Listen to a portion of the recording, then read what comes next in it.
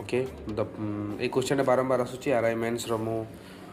Mock test देजी text book को पूरा क्रेडिट जाऊँ ठीक अच्छे तो एठार लिखी the price of sugar is increased by 25% way family wants to keep the expense on sugar unaltered then the family will have to reduce more यही मुखरे केते स्कोर रखी सर जाना टी देखो सोल्यूशन देखो तो 25% बढ़ी तो एबे जदि 25% बोले कौन 1/4 चेयर थिला एबे 5 टंका हो तो यार उल्टा करदे 5 आउ चेयर तो देवे देखो आगु भी 4 टंका थिला 5 केजी खाऊले केते खाइबे 20 टंका लॉस 20 टंका खाइबे एबे सेटा 5 टंका होगा तो 4 केजी खाइबा को पड़ो 20 टंका करने तो 5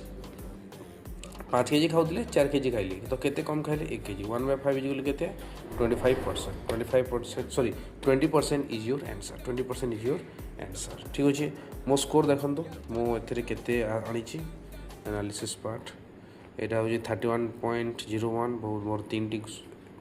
एमती ही भूल गला परसेंटाइल बहुत ही कम अच्छे 57.4% और थैंक यू आपणकर स्कोर भी ये मॉक दिंतु आ मत कहतु केते आपण आनी जय जगन्नाथ।